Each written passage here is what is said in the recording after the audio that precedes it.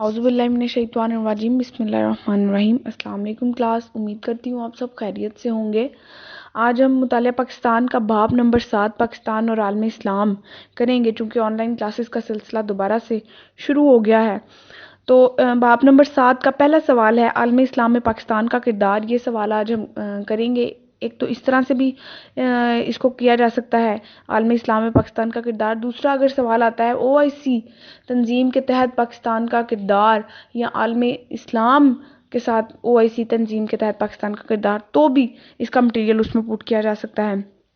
سب سے پہلے عالم اسلام میں پاکستان نے کردار کیا ادا کیا، اور سب سے پہلا کردار کب ادا کیا؟ جب پاکستان ابھی بنا بھی نہیں تھا، تب پاکستان کے ان مسلمانوں نے جو بر صغیر میں تھے، تب انہوں نے خلافت عثمانیہ کو بچانے کے لیے اہم کردار ادا کیا۔ خلافت کو بچانے کے لیے تحریک خلافت چلائی، اور یہ تمام اسلامی ممالک اور تمام عالم اسلام کے لیے بہت بڑا ایک قدم تھا جو پاکستان کے مسلمانوں نے اٹھایا۔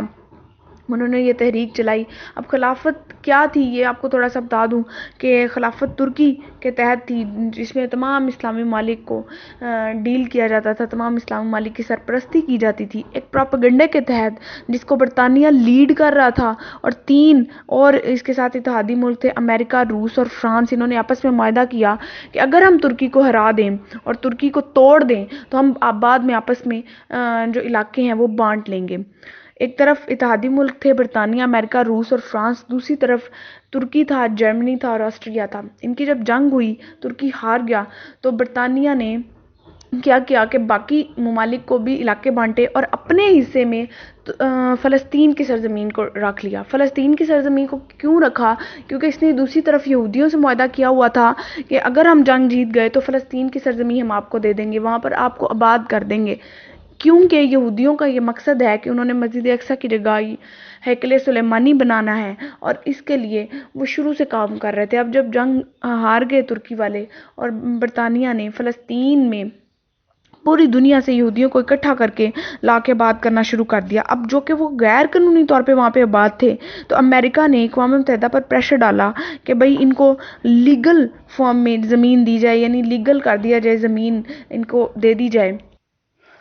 تو اقوام متحدہ نے 33% یہودیوں کے نام سر وہ سرزمین کر دی۔ اس کے بعد یہودیوں نے مسلمانوں پہ، فلسطین کے مسلمانوں پہ اپنی وہ زمین تنگ کر دی، عورتوں بچوں پہ مظالم اور وہ سارا جو انہوں نے پروپیگنڈا کیا ہوا تھا اسی والے سے۔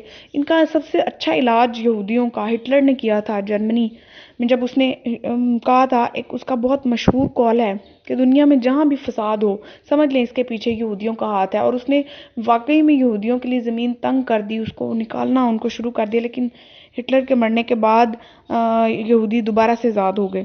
تو مسلمانوں کا، خاص طور پہ پاکستان کے مسلمانوں کا سب سے پہلا قدم اور سب سے بڑا قدم خلافت عثمانیہ کو بچانے کے لیے خلافت جو تحریک خلافت چلائی گئی تھی، مسلمانوں نے چلائی۔ اس کے بعد دوسرا جی اس کا پوائنٹ ہے اسلامی کانفرنس کی تنظیم اور پاکستان۔ اسلامی کانفرنس کی تنظیم ہے کیا؟ OIC، organization of Islamic countries. تمام اسلامی ممالک کو ایک پلیٹ فارم پر اکٹھا کرنے کے لیے ایک تنظیم بنائی گئی، اور اس کا پہلا اجلاس 1969 میں ہوا تھا، تبھی یہ بنائی گئی تھی۔ اس تنظیم کو بنانے کا اصل مقصد یہ تھا کہ جہاں جہاں بھی مسلمان ممالک مظلوم مسلمان ہیں ان کا تحفظ کیا جائے، اور جو یعنی پہنچ رکھنے والے اسلامی ملک ہیں، جو امیر اسلامی ملک ہیں، یا جو دنیا میں پہچان رکھتے ہیں، اور وہ ان مظلوموں کا ساتھ دیں۔ اصل میں یہ تنظیم بنائی ہی اس مقصد کے لیے گئی تھی۔ دوسرا مقصد خاص طور پہ فلسطین اور کشمیر کی سرزمین پر ان مسلمانوں کو ان کا حق دلوانا تھا، تو یہ اس سلسلے میں بنائی گئی۔ پہلی اس کی اسلامی سربراہی کانفرنس جو تھی یہ 1969 میں ہوئی تھی، اور یہ مراکش کے شہر رباط میں ستمبر 1969 میں اس کا پہلا اجلاس ہوا۔ 24 اسلامی ممالک نے اس میں شرکت کی تھی، اور پاکستان کی طرف سے یحییٰ خان گئے تھے۔ یحییٰ خان جو اس وقت کے صدر تھے پاکستان کے، انہوں نے اس میں شرکت کی، اور اس میں بھی جو موضوع تھا وہ یہی تھا کہ عرب اسرائیل تنازع جو تھا، اور مسجد اقصی میں کو جو انہوں نے آگ لگائی تھی نعوذ باللہ، اس کے حوالے سے، اور تمام اسلامی ممالک کو قریب لانے کے لیے یہ تنظیم قائم کی گئی۔ اور اس کا جو اجلاس تھا وہ بھی اسی سلسلے میں۔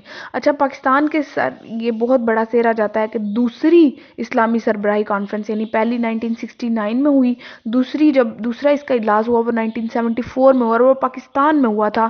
ذوالفقار علی بھٹو صاحب نے اس کی میزبانی کی تھی اور 40 اسلامی ممالک کے سربراہان نے شرکت کی تھی۔ لاہور میں بادشاہی مسجد میں جمعہ کی نماز کے بعد اس کا اجلاس ہوا تھا، اور اس میں بھی فلسطینیوں کے حقوق اور کشمیر کی سرزمین، کشمیر کے مسلمانوں کے حقوق کے بارے میں بات کی گئی تھی۔ اور یہ بہت بڑا سٹیپ تھا وہ اس دور کا کہ ادھر سعودیہ میں شاہ فیصل تھے، ٹھیک ہے، تمام اسلام ممالک کو قریب لانے کے لیے بہت بڑے بڑے سٹیپس لیے گئے اور بڑے رسک لیے گئے۔ اس کے بعد شاہ فیصل کو قتل کروا دیا گیا، ذوالفقار علی بھٹو کو پھانسی ہو گئی، اور دوسری طرف اور اسلامی ممالک کے جو سربراہان تھے ان کے ساتھ بھی کچھ ایسا ہی سلوک ہوا۔ لیکن ایک دفعہ مسلمان اکٹھے ہو گئے تھے اور مسلمانوں نے آواز بلند کی تھی۔ یہ وہی دور تھا جب امریکہ اور برطانیہ کا تیل بند کر دیا گیا تھا اور ان کی معاشی حالت بہت نیچے چلی گئی تھی۔ یہ وہی دور تھا جب مسلمانوں نے بہت بڑے بڑے سٹیپس لیے تھے، لیکن جب بڑے رسک لیے جاتے ہیں تو پھر اس کے پیچھے بڑے بڑے نقصانات بھی ہوتے ہیں۔ لیکن ہمارا اس چیز پر یقین ہے کہ ہم اپنے دوسرے بھائیوں کو، مسلمان بھائیوں کو اکیلا نہیں چھوڑیں گے کسی بھی حال میں، کسی بھی میدان میں۔ اس کے بعد تھرڈ پوائنٹ ہے جی آر سی ڈی اور ای سی او کی تنظیم۔ آر سی ڈی ایبریویشن ہے ریجنل کارپوریشن فار ڈیولپمنٹ کا، ٹھیک ہے، اور ای سی او ایبریویشن ہے اکنامک کارپوریشن آف آرگنائزیشن کا، ٹھیک ہے۔ سب سے پہلے آر سی ڈی کی تنظیم بنائی گئی اور اسی کو دوبارہ جب یہ ختم ہو گئی تو پھر دوبارہ سے نئے سرے سے ای سی او کا نام دے کے اس کو شروع کیا گیا۔ ایران، ترکی اور پاکستان نے اس کو شروع کیا 1964 میں، اور اس کا مقصد یہ تھا کہ ہم آپس میں معاشی لحاظ سے ایک دوسرے کے ساتھ معاہدات کریں گے اور معاہدات کی صورت میں ایسے منصوبے بنائیں گے جس سے ہم معاشی لحاظ سے اوپر جائیں اور ہم علاقے میں اپنی نئی ایک پہچان بنائیں۔ یہ اسلامی ممالک کی تھی یہ بھی۔ اس کے بعد 1979 میں ایران میں انقلاب آ گیا اور ایران یہاں سے نکل گیا۔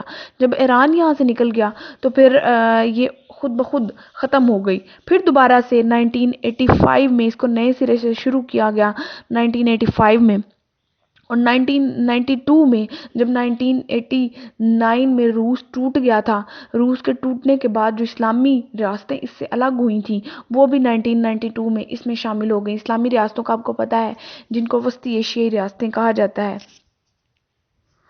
وہ ساری ریاستیں اس میں شامل ہوئیں اور یہ ایک مضبوط تنظیم بن کے باہر ابھری، ٹھیک ہے۔ اس کے بعد مسئلہ قبرص اور پاکستان ہے۔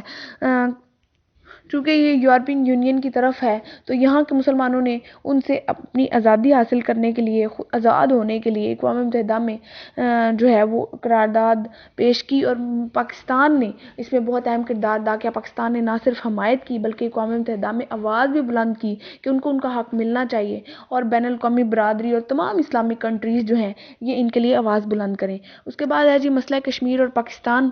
مسئلہ کشمیر یہ شروع سے 1948 میں جب کشمیر پر حملہ کیا تھا بھارت نے، اور حملہ کر کے قابض ہو گیا تھا بھارت، اور پھر کشمیری جو مجاہدین تھے انہوں نے بھارت سے لڑائی شروع کی اور جنگ شروع کی، جہاد شروع کیا، تو فوراً سے نہرو صاحب جو ہیں وہ لے کر مسئلہ پہنچ گئے اقوام متحدہ میں۔ یہ کشمیر کا مسئلہ ایکچولی میں بھارت لے کر گیا تھا اقوام متحدہ میں کہ جنگ بندی قائم کی جائے فوراً سے، تو 2 قراردادیں منظور ہوئیں، ایک جنگ بندی قائم کر دی گئی، دوسرا استصواب رائے۔ آج تک وہ استصواب رائے نہیں ہو سکا، اور پاکستان اس کے لیے ہمیشہ سے جا کے اقوام متحدہ میں قرارداد پیش کرتا ہے اور اقوام متحدہ کا دروازہ کھٹکھٹاتا ہے کہ دیکھیں استصواب رائے کی آپ نے قرارداد منظور کی تھی، اب استصواب رائے کرایا جائے، یعنی رائے لی جائے وہاں کی عوام سے۔ اور بھارت یہ کام کر رہا ہے کہ وہاں کی اکثریت کو، مسلم اکثریت کو اقلیت میں بدل رہا ہے۔ پاکستان اس کے لیے بھی آواز بلند کر رہا ہے کہ وہاں کے مسلمانوں پہ یوں زمین تنگ نہ کی جائے، ان کو ان کا حق دیا جائے، اور تمام عالم اسلام ہے وہ اس کے لیے آواز بلند کرے۔ پچھلے سال 5 اگست پچھلے سال یعنی 5 اگست 2019 میں بھارت نے جو A35 ایکٹ ختم کر دیا تھا، جس کے تحت یہ بات ہوئی تھی کہ جس ایکٹ کے تحت یہ پاس ہوا تھا کہ جو کشمیریوں کی سرزمین ہے وہ صرف انہی کی ہے، کوئی اور باشندہ وہاں پر آ کے آباد نہیں ہو سکتا۔ اس ایکٹ کو ختم کرنے کا مقصد یہ تھا کہ اب یہاں پر آ کے کوئی بھی آباد ہو سکتا ہے۔ تو بھارت اپنی بہت بڑی آبادی جو ہے وہاں منتقل کر رہا ہے، اس کا مقصد یہی ہے کہ وہاں کے مسلم کی اکثریت کو اقلیت میں بدلا جائے۔ تو یہ زیادتی ہے، اس کے لیے پاکستان آواز بلند کرتا رہا ہے اور کرتا رہے گا۔ اس کے بعد ہے ایران عراق جنگ۔ جب ایران اور عراق کی جنگ ہوئی، پاکستان نے اس میں بہت اہم کردار ادا کیا، ان کی آپس کی لڑائی ختم کی، کیونکہ قائد اعظم نے خارجہ پالیسی کا ایک اصول جو متعارف کروایا تھا اور بڑا واضح اصول تھا جو آج تک ساتھ چلتا ہے، وہ یہ ہے کہ پاکستان بڑی طاقتوں کے تنازعات سے خود کو دور رکھے گا، ان کے مسائل سے ان کے درمیان نہیں آئے گا، جبکہ پاکستان تمام عالم اسلامی ممالک کے آپس میں کوئی مسئلہ ہوتا ہے، تنازع ہوتا ہے، تو پاکستان اس کو حل کرنے میں اہم کردار ادا کرے گا۔ اس کے بعد عراق کویت جنگ ہے۔ عراق نے شط العرب کا بہانہ بنا کے کویت پر جب دھاوا بولا تو دوسری طرف امریکہ بھی طاق لگائے بیٹھا تھا کہ جو ہی عراق کویت پر چڑھائی کرے گا مجھے موقع مل جائے گا کہ میں کویت کی حمایت کے لیے عراق پر چڑھائی کر دوں۔ تو ایسا ہی امریکہ نے کیا، امریکہ نے عراق پر چڑھائی کر دی اور آج بھی وہ وہاں پر قابض ہے، اور عراق کی سرزمین جو ہے وہ مکمل طور پہ آزادانہ وہاں پر زندگی نہیں گزاری جاتی، امریکہ کا تسلط آج بھی وہاں موجود ہے۔ بہرحال جب عراق اور کویت کے درمیان جنگ چھڑی تو پاکستان نے بھی بہت اہم کردار ادا کیا۔ پاکستان نے عرب ممالک کے ساتھ مل کر ان کا آپس میں امن معاہدہ جو تھا اور وہ کروانے کی کوشش کی۔ اس کے بعد چلتے ہیں جی مسئلہ افغانستان پر۔ مسئلہ افغانستان کا آپ کو پتہ ہے، روس 1979 میں افغانستان میں داخل ہوا تھا، روسی افواج، چونکہ روس افغانستان سے ولی سائڈ پر ہے، ساتھ ہی وسطی ایشیائی ریاستیں ہیں جو تب سوویت یونین میں تھی، سوویت یونین تھا تب۔ روس 1979 میں سوویت یونین جب افغانستان میں داخل ہوئے اور وہاں پر آ کے چڑھائی کی، کس وجہ سے آئی تھی؟ گرم پانیوں کے تعاقب میں، یعنی افغانستان کے رستے مشرق وسطیٰ میں جانے کے لیے، تیل حاصل کرنے کے لیے۔ تو جب وہاں پر آئی تو پاکستان نے وہاں کے مجاہدین جو تھے، طالبان جو تھے، ان کے ساتھ مل کے روس کو باہر نکالا، اور روس اتنی بڑی سپر پاور پوری دنیا کی، اس کے ٹکڑے ٹکڑے ہو گئے وہاں سے نکلنے کے بعد۔ اس کے بارے میں جنرل حمید گل نے بڑا ایک مشہور نے بیان دیا، انہوں نے کہا کہ ISI پاکستان کی ISI نے کہا، یہ جاتا ہے کہ پاکستان کی ISI نے امریکہ کے ساتھ مل کے روس کو شکست دے دی۔ ایک دن یہ بھی جملہ سنا جائے گا کہ پاکستان کی ISI نے امریکہ کے ساتھ مل کے امریکہ کو شکست دے دی، اور یہ بہت تاریخ میں لکھا جانے والا جملہ ہے۔ پھر اس کے بعد 1979 میں جب روس داخل ہوا، طالبان نے چڑھائی کی، پاکستان نے طالبان کی حمایت کی، تو 89 میں یعنی 10 سال بعد روس وہاں سے پسپا ہو کے وہاں سے نکل گیا اور ذلیل و خوار ہوا، اور اس کے بعد وہ ٹکڑے ٹکڑے ہو گیا جس کو سوویت یونین کہتے تھے، اور روس میں کنورٹ ہوا، اور اس کی جو ریاستیں تھیں وہ الگ ہو گئیں اس سے، جو بعد میں وسطی ایشیائی ریاستیں کہلائیں۔ اس کے بعد روس میں آزادی کی تحریک کی حمایت۔ افغان جنگ کے بعد جب روس ٹکڑے ٹکڑے ہو گیا تو obviously 6 مسلم ریاستیں وہاں سے الگ ہوئی تھیں، جن کو آذربائیجان، تاجکستان، ترکمانستان یہ کہا جاتا ہے، وسطی ایشیائی ریاستیں وہ الگ ہوئی تھیں، اور پھر یہ ECO میں بھی حصہ بنی۔